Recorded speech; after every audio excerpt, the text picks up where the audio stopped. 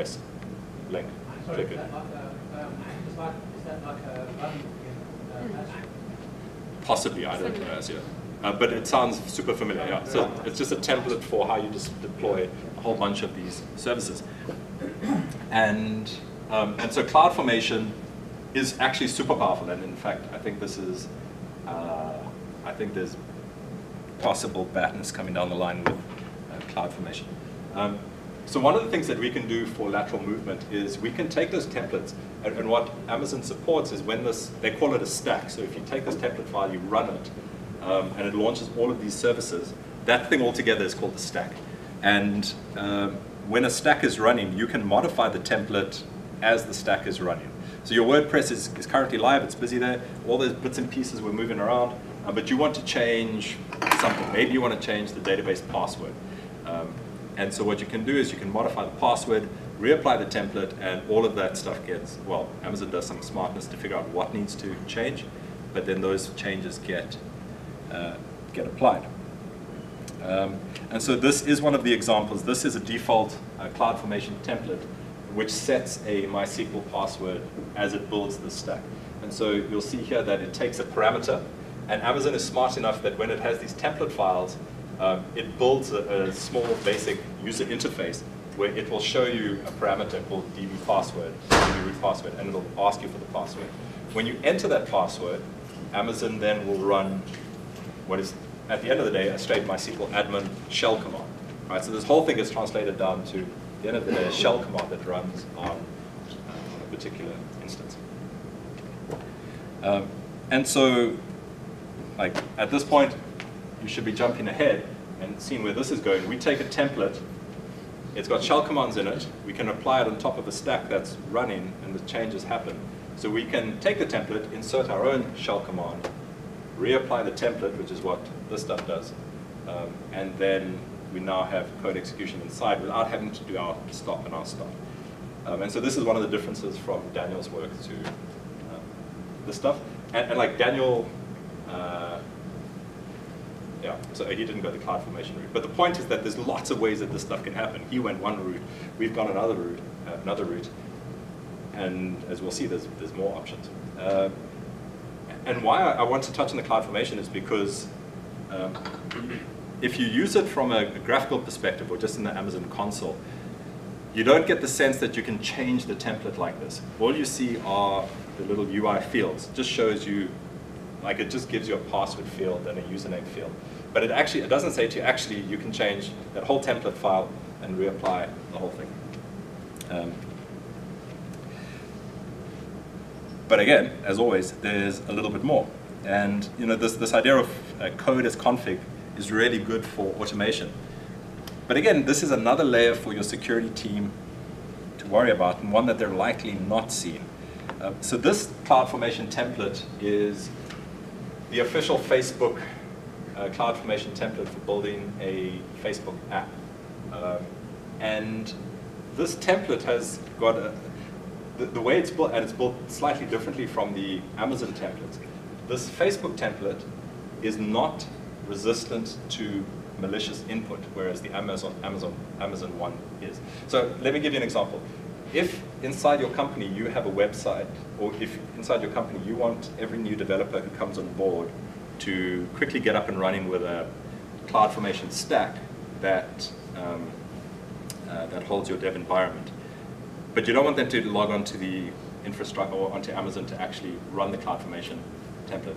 You have instead just a website internally where they just put in some values into the form, into a form that you build, and you build the template and then send it off. In the Amazon default templates, they can take untrusted input because they have regular expressions that validate the stuff that's coming in. This Facebook template doesn't have that stuff. And so if this template is ever exposed to untrusted input, then there's shell injection in this template. But the people who are building the template are not, I suspect, well, I can't speak for them, but my guess is that they are not functioning or building it as if this would be exposed to untrusted input. That's a risky assumption. Like, this can be built, or this can be used in many different ways, and to assume that you won't see untrusted input is dangerous. Again, this is another layer that we're seeing. So that was Cloudformation. I'm going to touch on one more way to move laterally with or inside of AWS, and that's simple system management. This is, I suspect, less frequently used. Is anyone a user? No. Okay. That's sort of in line. So it's usually a simple system management effectively is Amazon's agent-based machine management thing. So you have to deploy an SSM agent on every one of your virtual machines, although you can do it easily from within Amazon. But you can also, and this is what makes it interesting, it's explicitly designed to also have that agent run on machines outside of Amazon. So if you sort of have a bridge, or if you have stuff running at Amazon and you also have your own data centers locally, Amazon through SSM make it easy for you to manage both of those with this agent that runs. And the agent is a management agent. Like by design, you're supposed to run commands on the machine. So if you compromise an account that has SSM and they use it, you've got access to all the machines. That's what it's there for. So it's not, at that point, it's not a vulnerability, but it is if you're a red teamer, like that's the thing you're looking for.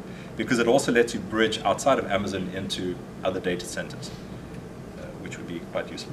And so it supports both Windows and Linux, and there's a whole bunch. So there's, I don't show it here, but there's like literally a run shell command action you can do. Okay, so that takes us out of lateral movement. Let's talk about privilege escalation.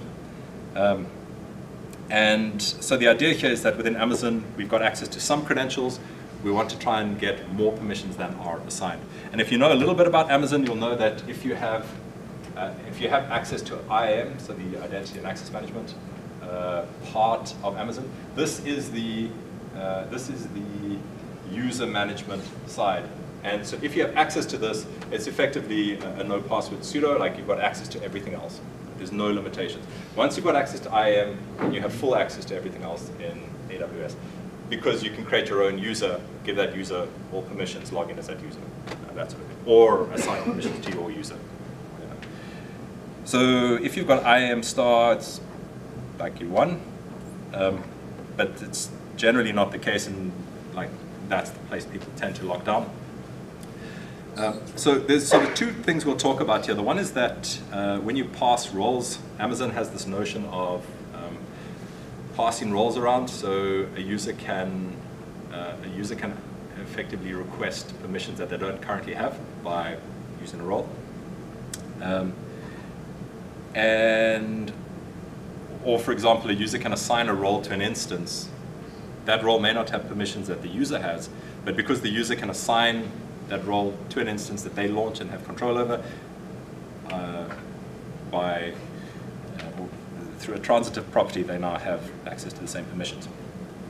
And there's a different pattern in AWS, which we only came across as we were doing the talk, which relies on tags. So within AWS, you can tag a whole bunch of resources. So a virtual machine, you can tag it with its name, or you can give it like a production or dev tag.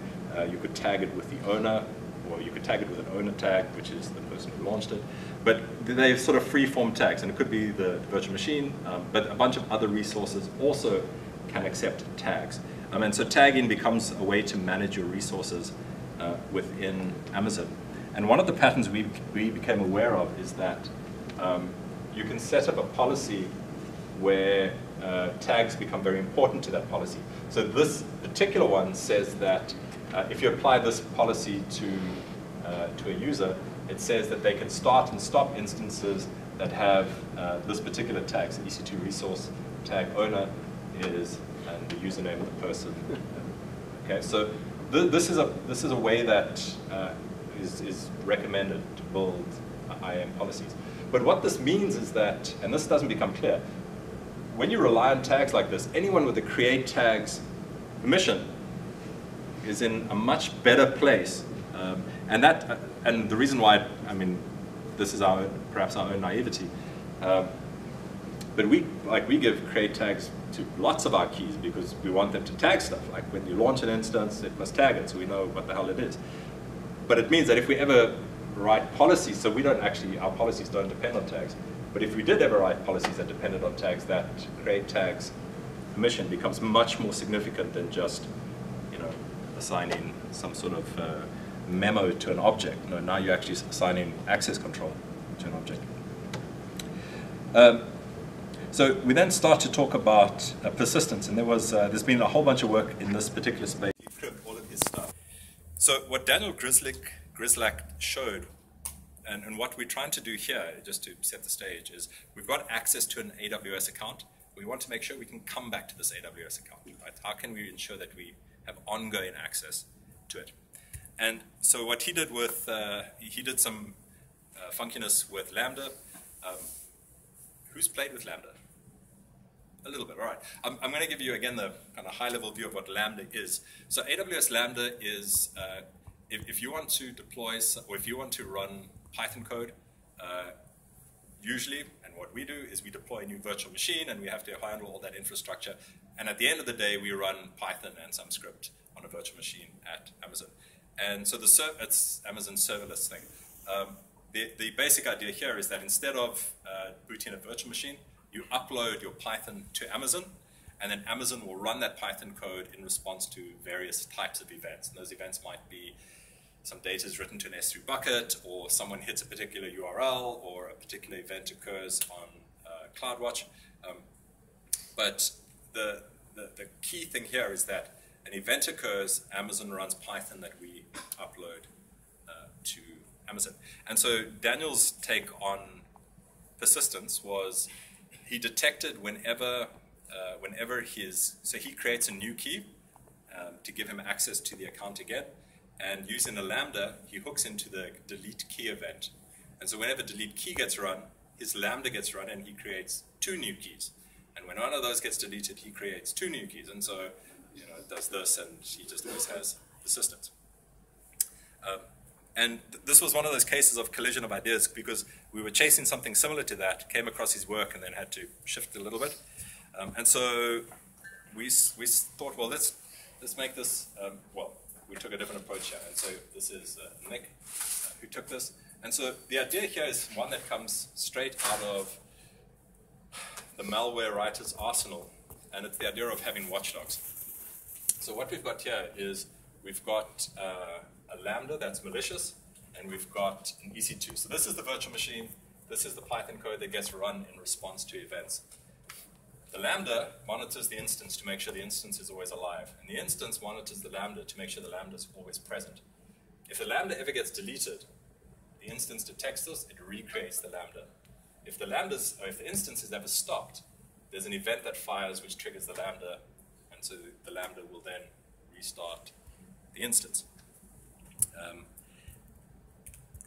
And so it looks something like this. On the left-hand side here, we've got the list of Lambdas, and on the right-hand side, that is the list of running instances. And so what you'll see is we delete the Lambda. Okay, so we're deleting that Lambda function. And then there's nothing there, there's no Lambda. We now refresh the Lambda, and what we'll find is that the Lambda gets recreated, and that was the instance doing the work. And now what we can do here is we can terminate the instance, and as we terminate it, an event fires, the Lambda runs, it recreates, or it will restart a new instance. So there's now a new one. Now, this sort of style of thinking, like so Nick did some cuteness here, because one of the things you'll be thinking about is, well, how do you carry across the Lambda code into the... It's kind of cute, but one of the questions you'll be asking is how, like, that lets you persist in the Amazon account, but how do we get access back to the account? And so I'll touch on that now. What is clear, though, is that this is noisy. Right? There's a Lambda that's new, there's an instance that's new, and there you go. Would you do it cross-region? Sure, totally. So like what you can start to do here is you can run instances in different regions and Lambdas in different regions and multiple ones, and like they can be protecting each other. And at that point, like without Amazon help, it's unlikely you're going to get rid of it. Until you get to, but at that point you have to get Amazon help. Or even looking at your billing. Yeah. In cross account. Yep. You have one account watching the other account, and when that account deletes something, your account puts back. Because they can't find it. So yeah, and we'll talk about the federation stuff, but totally, you can do stuff cross count. So this is noisy because you've got a Lambda that's new and you've got an instance that's new. So we continued in this line of thinking, and we then went into, well, why do we need to create new lambdas, right? Why can't we just change the lambdas that are already there? And so, again, just to bring it back with the lambda, this is a very basic lambda. It's a piece of Python code that's going to return a string. And this thing gets run, this particular one gets run in response to an HTTP endpoint being hit. In other words, someone browses to a URL and this lambda runs. And Amazon handles all the infrastructure for us. And so what Nick built was a script, and so what I'm going to show you is not exactly the script output, because the script output is longer. But this is conceptually what it does. So when the script runs, it looks for a list of all the lambdas in the account. It then looks at all the roles assigned to all of those lambdas. It then enumerates all those roles to see which of them have the most permissions. Because we're trying to pick the lambda that has the most permissions. We don't want to pick the lambda that has the least permissions. So we pick the lambda with the most permissions, and then we insert code into it. And so, again, effectively what the code does is it gets temporary credentials.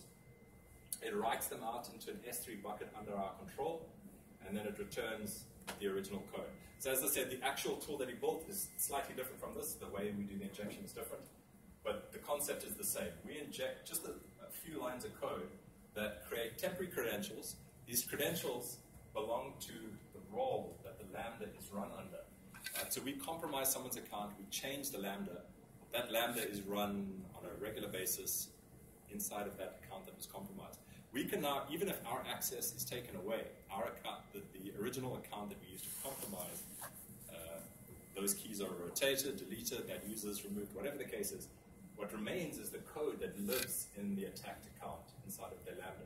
And so now, every time someone hits the original endpoint,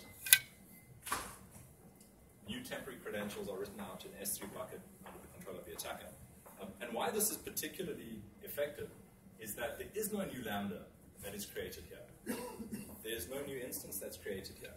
If you're using lambdas as part of your production, you're going to be deploying lambdas frequently anyway, right? So changes to the code are not the thing that are going to trigger. It's not like you see an event that said lambda updated. Well, you expect your lambdas to be changed. So that's not good enough. And Amazon with their lambdas don't support code signing. So it's not like you can prevent malicious code from being uploaded in the first place. And so the only way you can do this is either you overwrite your lambdas frequently, or you're reviewing your lambdas, you're downloading them and like manually code reviewing code you've already written and deployed, which also seems like a huge waste of time, except for when you are attacked. So yeah, good luck with that. There's another way to solve the problem potentially by hosting an endpoint that sort of a nonce that if your code visits that endpoint, you know that it's that permission. I suppose you could authenticate the code with the nonce before it runs critical things. So in this case, we change the code that's there. So we don't overwrite it. We're injecting into it. Okay, so you're saying that code already be authenticated? Yeah. So like if you take steps inside there, like so what Nick does is he basically overwrites the entry point with our own entry point, renames the old one, we do our stuff, and then just call the old entry point. So could you not check if your code always makes a specific call, maybe at the end, always? So like again, like the flow here is the original ones is like do X, and we literally go a little bit of Y, do X. So like X doesn't change, that stuff all happens. And whatever that code used to do, it still does. It doesn't. The only thing is that in S3 the change will show up. But it's not his bucket. It's not Yeah, your that's bucket. that's It's the bucket their under control of the attacker. It's not. So basically, you're writing S3 creds into a different bucket. No, but I'm saying you upload the new code, even if you're not uploading it to S3 first, the temporary version of the code is stored in S3, so you can actually download it via the AWS CLI. So there will be some kind of change that you could pick up. But you might as well just go to the Lambda interface and see the same thing. Yeah. You've got you'll have modification audit dates on your Lambda. Totally. And if you've got a nice deployment process, you can audit your deployments against modified dates. You're really powerful. Sure. Like these are the kinds of things that you want to be doing. I don't know if the tools support that stuff. Not. And just to mention, there's we've been working a lot with Lambdas lately, and there are some frameworks coming out right now. Sorry, one of them is sort of a deployment system to manage deploying Lambdas using Cloudformation templates. It's called serverless framework. And essentially you can deploy that on command line. So we have a CI tool that every time you commit to your repo, it can deploy your Cloudformation and your Lambdas and overwrite essentially, like you said. And in that case, you can do a nightly build as well, and just every day override Lambdas. Yeah, so I can see that. I can totally see that being one of the solutions. So like the scope for compromise shrinks. The thing there, though, that like the next step up for an attacker is that self-protecting thing. Like now I get 2 Lambdas, subvert 2 Lambdas that are get deployed at different times, and they protect each other. So there's been a change. Update the other one. That one was changed. The first one re-injects. So yeah, like it's. But I think more frequent deploys will not hurt dealing with this. Okay. Then, as we continue to talk persistence, one of the things I'll talk about is so the notion of account lockout. So you can totally lock out Amazon accounts by changing the part. If you've got permissions, you can change passwords, or you can enable multi-factor authentication on an account, that sort of thing. But that's kind of noisy. There's some other, or there's a slightly different approach which I wasn't aware of until we started fiddling. So I figure we can talk about it. It turns out you can take someone who has full access, so full administrator access into, or they have access to everything in Amazon, but they're not a root account explicitly. And if someone has full access to everything, you can, but is a user, you can apply a policy which denies them access to some resources. So even though they are a full access user, you can still deny them access to particular resources if you want to. And so what you could do, and so the attack here looks something like, you run a whole bunch of EC2 instances in an account. You want them to run as long as you can because they're mining cryptocurrency for you. And you don't want them to get shut off soon. So what you can do is you can apply policies to all the users in that Amazon's account where you basically don't allow anyone to interact with those instances, even if they are full admins. And so at this point, you have to log in with the root credentials in order to shut this down. And for larger companies, root credentials are not things that are just stored anywhere. There's going to be a process to get to your root credentials. So it'll buy you a little bit more time. I wasn't aware that you could prevent full admins from not interacting with stuff. But that takes us to federation. And in terms of persistence, federation, and as we'll see, organizations, which is the bigger brother of federation, this stuff is also quite interesting. So within AWS, you are able to link to it, well, you're able to grant access across account boundaries. So if I have an account and Azza has an account, I can, in my account, say Azza is allowed to deal with some of the resources within my account. And there's a way that you go through this. So you set up a role for cross-account access, depending on either third-party or internal. You provide the account ID for the person, and you can set up access. So if I am the attacker, I breach Azza's account. The way this account works is, once I've breached his account, I set up a role inside of his account that lets me access it from outside. So not logging in as him, but actually my user, my attacker user, gets direct access into the account because of this federation. And this is something that has been spoken about by Daniel. Also spoke about this stuff.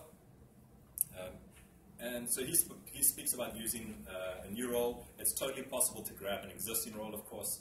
So that's the one slight twist. So you can take the full admin, or you can look for the admin roles inside of an account and just grant access to people outside of the account to that role. There's some less important bits to that. But the one that's more interesting here are AWS organizations. So organizations is quite a new thing. Well, it's about 8 months old, something like that. And previously, every account in Amazon it had sort of an equal standing. And those accounts were not, there were the only relationships with these federation or federated relationships that you had to directly set them up. What AWS organizations do is it allows you to create sub-accounts from your current account. Right? So I have my account, and I can create a whole bunch of sub-accounts and give them to the different teams or different organizations in my company.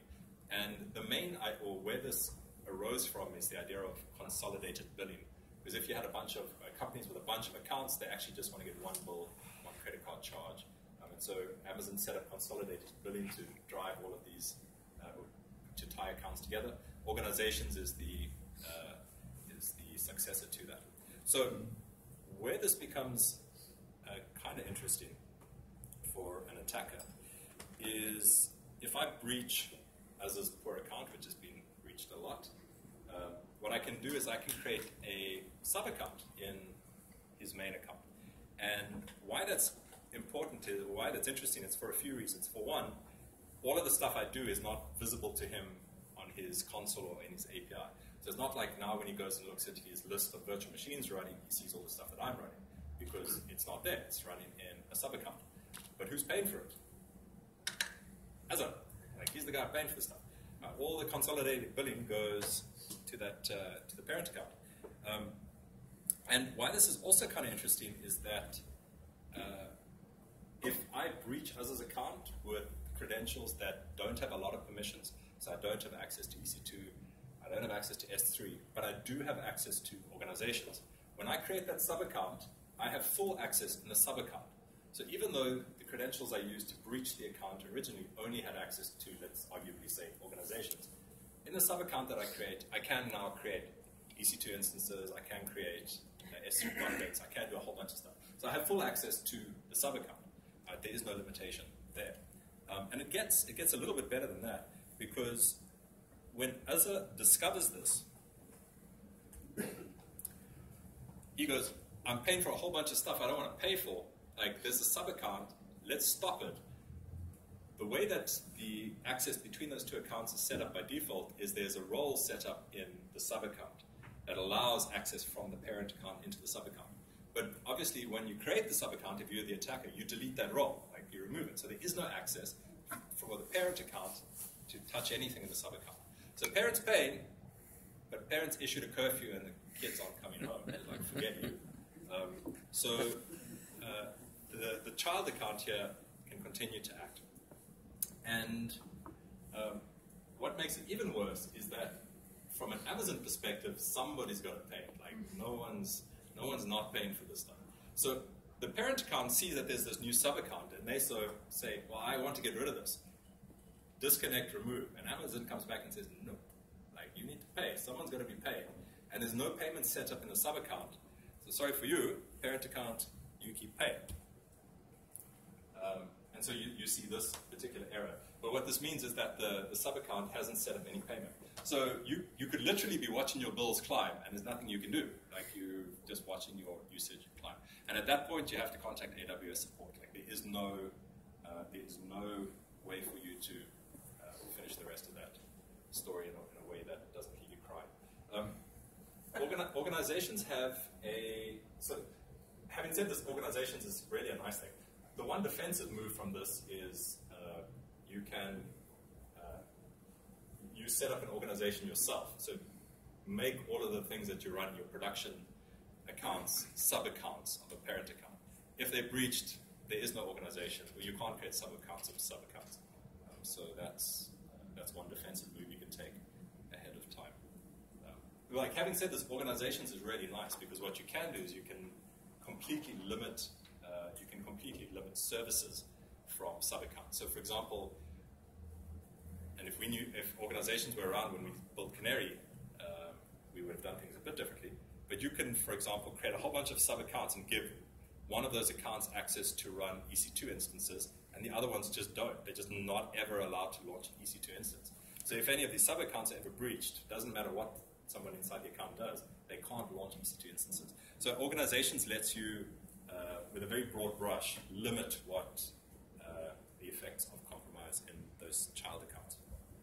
Okay. And so then we get to login disruption. So the basic idea here is that stuff has happened in Amazon, and Amazon say, look at your logs. Like, that's what you got to do. You don't have any other things to go on. There's been some previous work, again by Daniel Grislack, where he did things like disabling log modification by enabling encryption on the logs. He disrupted the logs by enabling encryption on the logs, and then effectively throwing away the key, not giving you any access to the key. So the logs are still being written, like, great, you don't see any log interruptions. It's just when you go and look at them, they're all encrypted and you don't have a key to read them. So sorry for you. So we took a stab at this, and specifically this was Aws who did this stuff. Something happens with, you can do something with S3. For encryption. Yeah. The stuff gets stored on S3, so that's where the logs get written. So yeah. Yeah, any S3 document. Yeah. No, I can believe it. Is that like cloud ransomware potential? Yeah. Sorry. Don't do that, please. Okay, so the basic thing, the basic idea here is what we want to do is we want to modify Amazon logs, but not have those modifications show up clearly to the account owner. And so Amazon has the idea of a validated log. And so you can, and the logs here, it's CloudTrail logs, but I'm not going to get into what that means. The basic thing though is as actions happen inside the AWS account, log files get written out, and then as those log files get written out, on an hourly basis, cryptographic digests are created of the log files so that you can be sure that if a log is changed or deleted, then when you try to validate the logs, there's a break in the cryptographic chain and it throws an error. So this is roughly what it looks like. For regular logging, you have log files get written out, then a digest file gets written out, log file gets written, a few log files get written out. There's a digest file. There's a link created between those two digest files.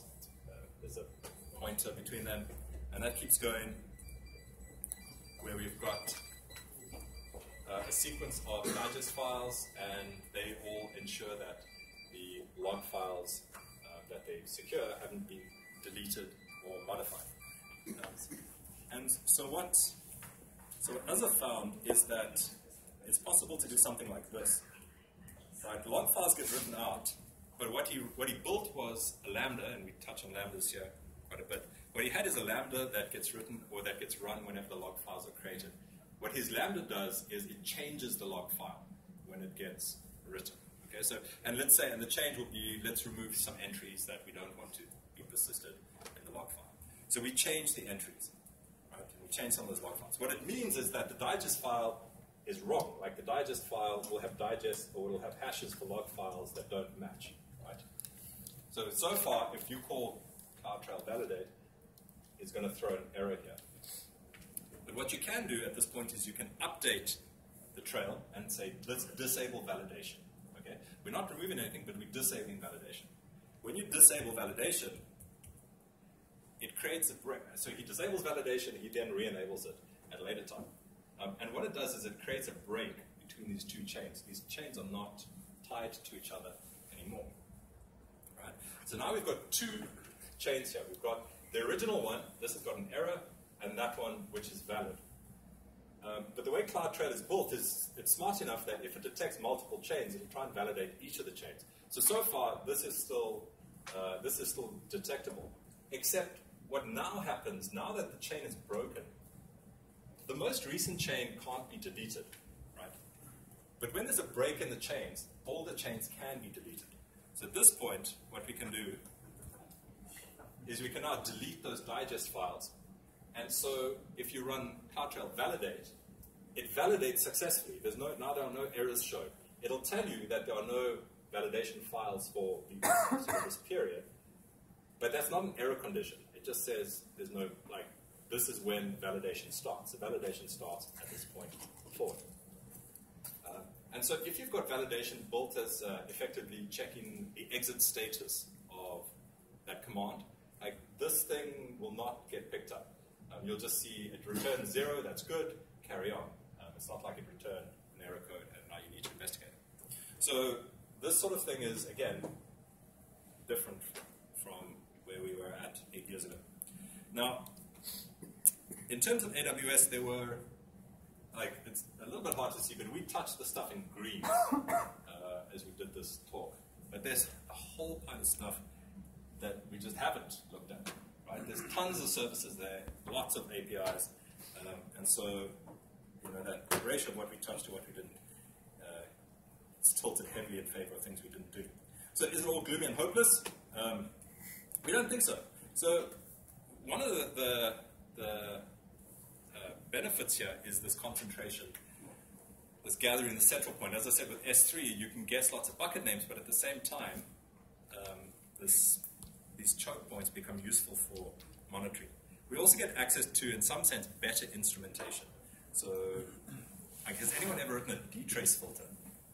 Like, you'll know the pain. It's stupidly hard to do simple things, and that's like a great instrumentation framework. Apparently, it becomes a bit easier in the cloud. And so we'll talk about two different ones here: DriveWatch and AWS ID tokens. GDocs users, raise your hands. Use them. Right. How do you know if someone breaches one of your Google accounts and starts wholesale downloading your GDocs? Don't. But you can. And this is one of those distinctions, right? So in a let's say I have no idea about the Boss network, but if they run a whole bunch of Windows machines with Office, or if this was that kind of place, and there are Don't say things like that. no, as I genuinely don't know. But like if there are Word documents floating around the network, you don't know if someone is wholesale grabbing Word documents of people's machines and offloading them. With GDocs, you have the option, though, because you have this concentration, this choke point. And the GDocs API is super useful for this stuff. So it turns out you get access to lots of data in the Google Docs API. And anyway, like if you've got an account there, you can hit the API. And so what you do here is we created this proof of concept thing where if you've got a whole bunch of your documents in an account, we run drivewatch.py, and it will pull down all the access logs for your GDocs account. And then what we can do is we can set some baselines on how frequently your documents get accessed, that kind of thing. And then you run it in sort of a, and so we basically access the API, we generate some baselines, and then we start watching the events as they occur. So I should just give a shout out, that's Max at the bottom. He built this. And so what this does then is every time one of the documents is accessed, we see the event happen. And now we can start to work with a document was opened event. And the kinds of things you can do are, you could simply have a count mode, right, where someone hits 15 documents in a day. Like, that doesn't seem right. Let's see what's going on there. Or you can have a threshold mode where someone hit like 50% of the documents in their account. No one really does that. Let's figure out what's going on there. So, and this is made possible by the fact that there is this API with all of this data. And that GDocs API is actually quite powerful. So it's useful to see. And so that's sort of one idea of why it's not hopeless. Like, we didn't have that capability, that functionality when it's Office and Word documents on people's laptops. Now you have that if you're running GDocs. And then the second one here is an AWS ID token. And again, we'll give some shout outs. Daniel and his homie did this stuff. They've done it slightly differently, but basically the idea here is, what if you can create an AWS credential pair, which is benign, doesn't do anything, but if it gets used, it tells you it's been used. You get an alert to say this credential pair has been used. So what you can now do is you can take AWS token, the AWS key, so this is the AWS key and secret, and you can scatter them on your dev machines, on repos, wherever. If you see those things being used, and you tie them back to where they were deployed, you now know that's where someone's looking. And you're doing this without any agent running. There's no software running on that side. You just know, I put a key in that repo, the key was accessed, someone's been into that repo. So Grislak and Dan Bork, they built this thing, but like their thing is quite heavyweight, so it's a whole Cloudformation template. It takes an hour for the template to deploy. It's designed to be integrated into build processes and so on. So our thing really is simplicity. It's really what we strive a lot for. And so what we've got is we've added a canary token. This is built by human crane in the corner there, Jason. And the AWS key is one of the ones that is now live on canarytokens.org. And so if you go to canarytokens.org, you give us, again, an email address, and you tell us where you leave it. So AWS key is left on the spare MacBook. You create that, you hit create. What we give you are AWS credentials. That's a valid AWS key.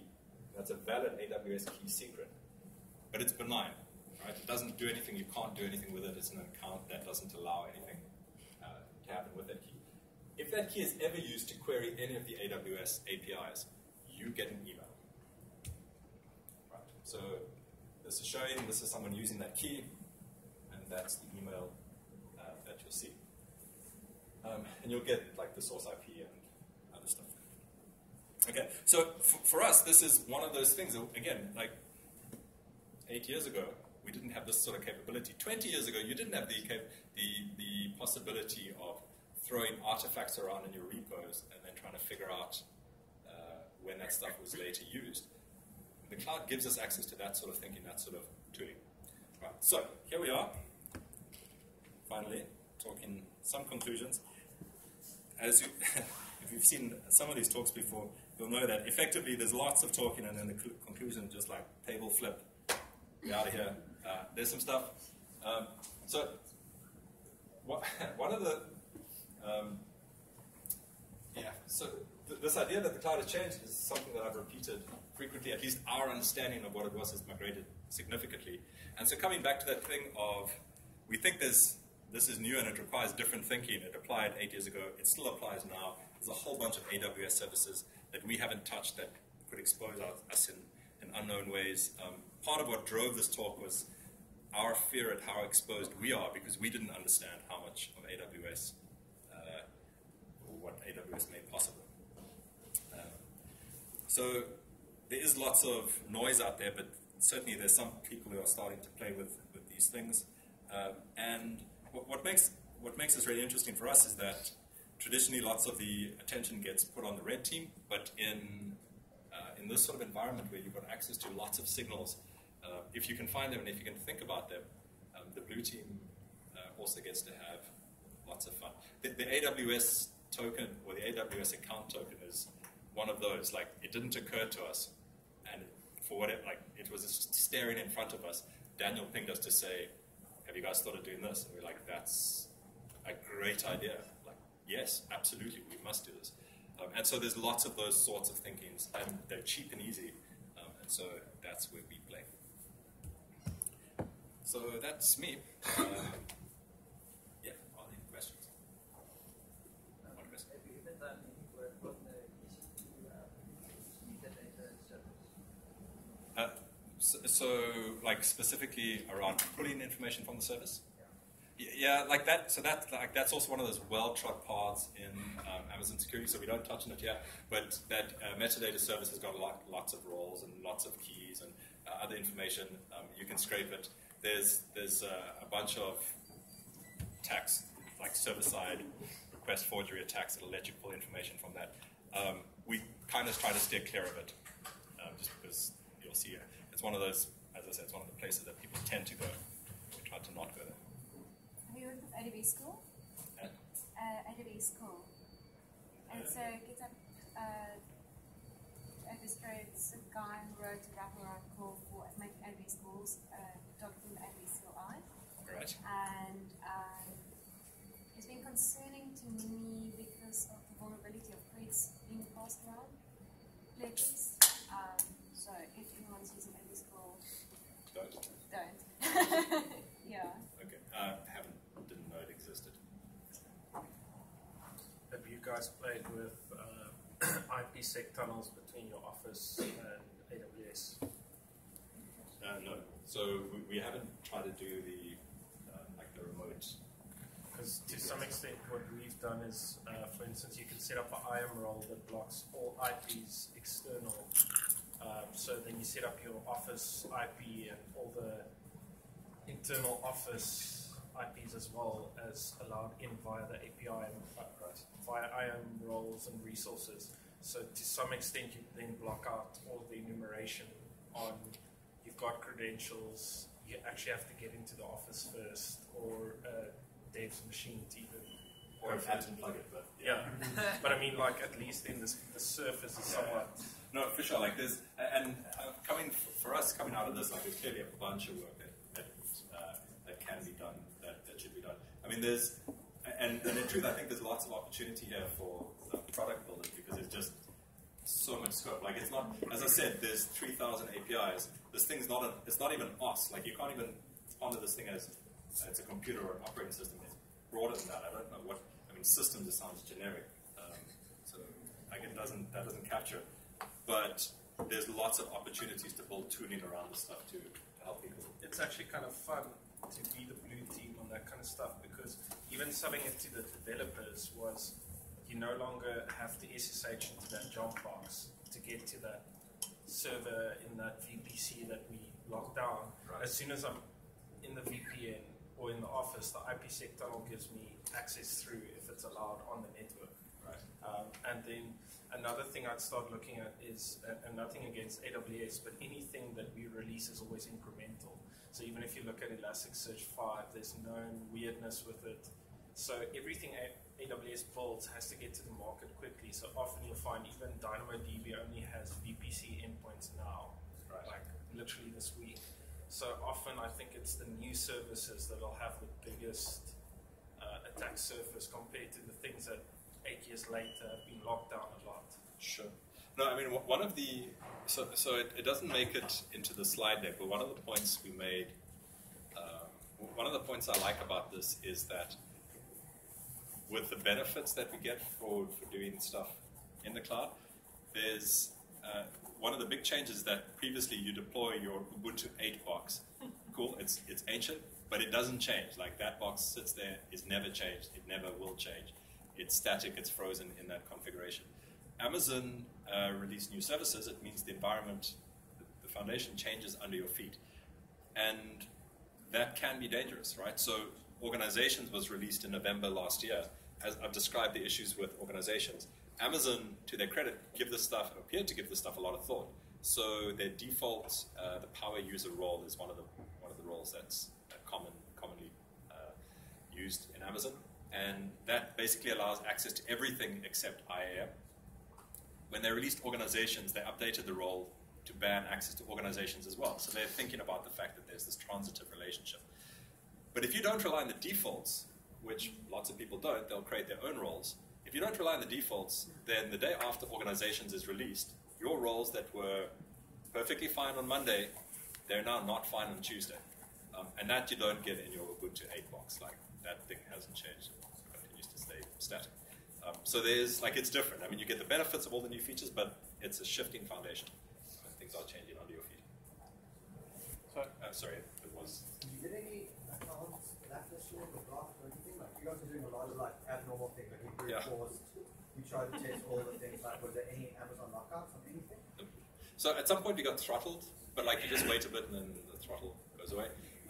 That Amazon, or the AMI, so we shared an AMI with 3,000 of those accounts. Like there doesn't seem to be an upper limit with sharing the AMI. Well, we didn't hit it. Oh, the one 8 years ago? No, so we didn't try to repeat that. No. So I have like an update on my non-solution. So just because I didn't pay attention to everything that it was short period of time, and we were posing some interesting problems, so I was thinking more solving things instead of what you're saying. So when you talk about lambdas, I've never used this before, sort of the only thing I know is what you presented. Lambdas basically arbitrary pieces of short code that you know who changes them, right? Supposedly. You would get the information from a log trail, cloud trail. You'll get some information. Right, so you are aware when an authenticated or assumed authenticated change happens. That's just as a normal get, when your team changes the code, you can tell that something has changed. Yes. Sure. Correct. Yeah. So what you could do is use something like binary token, stick it in the code, but the only difference is you use it sort of as a cross-site request forgery token. So you commit the code, it has a nonce in it, it runs. If anybody commits new code, they need to know the next nonce on the PRNG. So that way, if they change it and they don't update the nonce, you can immediately detect that this person isn't authenticated because they don't have the next number out of the PRNG. Right? I don't know, is that sort of, because that way you can't change it without...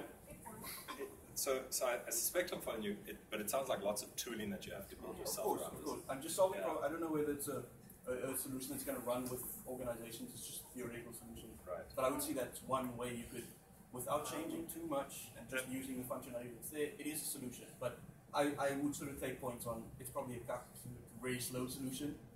but I wasn't looking for fast moving. So that gets difficult because technically, if you read around the lines, Lambda is some type of container getting loaded onto a virtual machine, and it only runs for a certain time span, and it goes really parallel. So while you're actually uploading, technically it could load the two side by side. It does, yeah. So you would break the original code, so it would be detected. It's just the nuances of how they built the system. So it's something like Kubernetes where you've got open containers, so they take whatever code and whatever container and just drop it in everywhere. So you can actually run commands inside of the Lambda to see that it is easy to use. So we're talking about splitting up computation, right? So but then you could ensure some kind of critical region. So you could say run this on one machine. So that runs you don't control the machines at all. Okay. That's an interesting one. Just another question as well. I assume you guys haven't tried this kind of thing on other cloud providers. And the reason I ask is that I've met some admins who swear off of AWS saying that it's wholly insecure, and then they go and build their own infrastructure, their own load balancers and all that stuff on something like Linode instead. So my question basically is this kind of thing could be across all the providers? Yeah, totally. So, specific. I mean, in the talk we had guys approach us afterwards from Azure, and they were like, this stuff absolutely hits, like lots of these things are, there's parallels to services on Azure. I don't know Azure, never used it, going with what they were told. But no, so like let me lay out my position here. We love AWS. Like without AWS, we're not running our company, we're not running Canary. It takes a bunch of our problems away. It introduces different problems, and we're not seeing lots of people talk about those kinds of problems. So that's where this talk is aimed. Not that talk, but different. That's where the actual talk is aimed, is on the kinds of problems that we think this is how we might get taken and what might happen if we get taken. But no, we're not moving off AWS anytime. We love it. You need to adopt a new mental model. Sure. Yeah. So the reason I got this up, I won't do these slides now, but it touches on a little bit on what you were saying. We looked a little bit at Google Compute,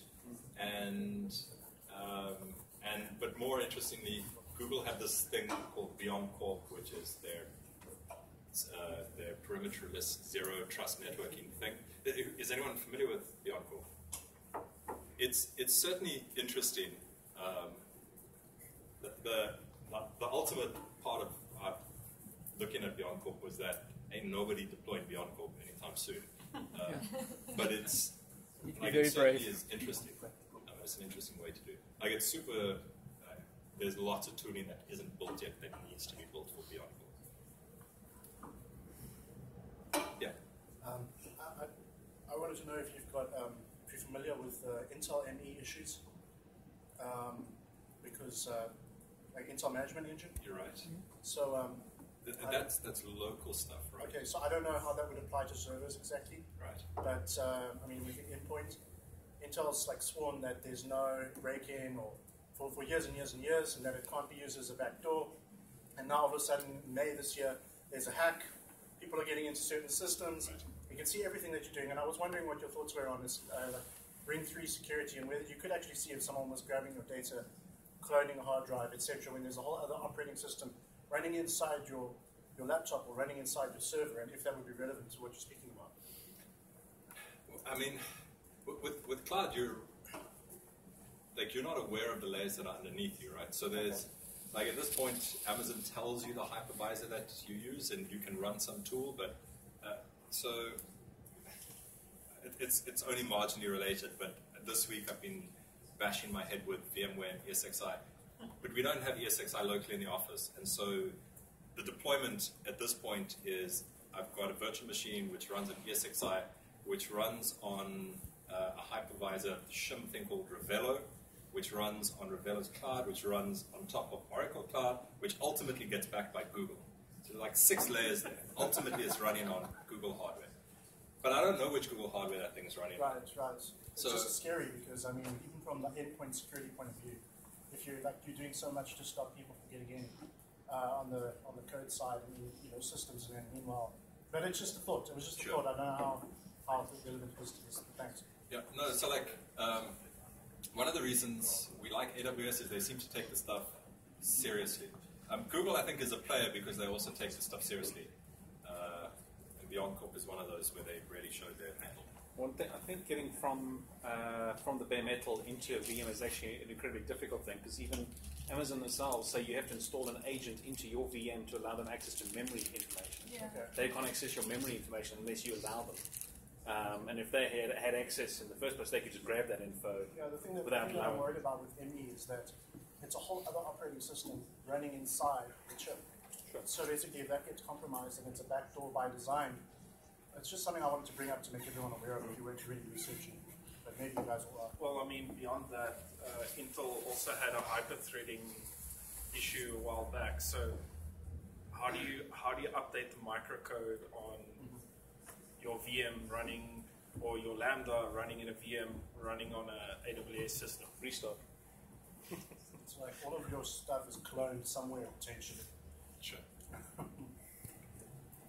But like, yes. Let's go. Is this the big exploiter? I mean, in terms of cloud in the traditional world, the relativity of the cloud, who's more behind? Yeah. Like it's a super. Like I pinged a friend of mine who does. He works in a pen test company, and that was my question to him. Like, are you guys seriously exploring this stuff? And his thing was no, they haven't yet seriously looked at it. Like it's on their roadmap to do. But I think by and large the stuff gets hit on an ad hoc basis when they come across one of their customers using it. But as we spoke about with footprinting, like that stuff becomes very nebulous, and it's not clear, like to figure out who's using, or if they're using SendGrid or another microservice, unless they tell you or you get lucky. This isn't scan the IP space. Like we moved on from those days. So I think there are, so like Daniel Grislak, as I said, he works at Atlassian. They put lots of thought in. They're heavily dependent on AWS.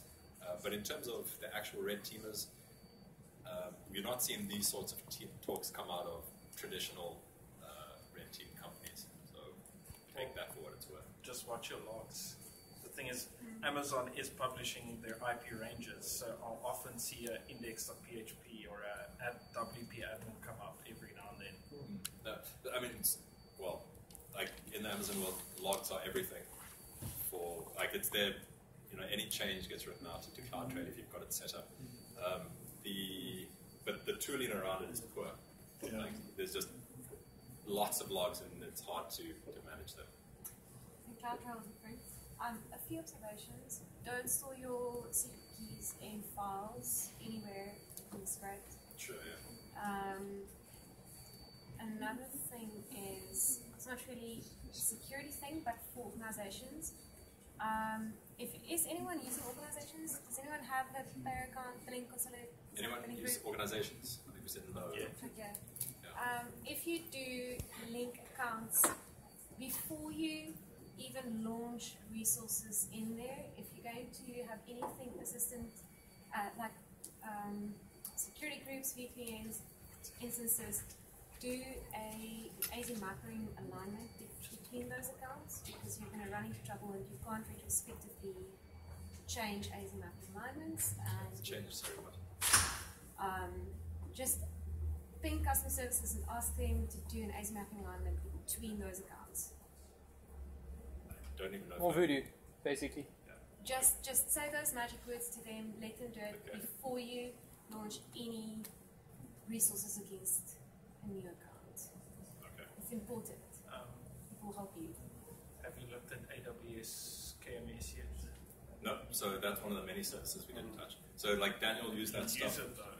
Oh no, we don't use it. Because I mean, that's the thing you see the most often is that the API keys on in your code is the Amazon Aurora password and URL and that kind of thing.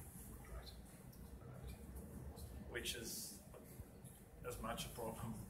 No, sure, like ultimately these things give you access to the keys, which is what you want. So my client says to me, this is all running HTTPS, so it must be secure. How is the answer? I mean, I guess it depends on what we're highlighting at this point. So these sorts of attacks are, by and large, the kind of customer who says, it's all running on HTTPS is either they've got a view on Amazon which is 8 years ago, like it's just a virtual machine, or they're not on Amazon.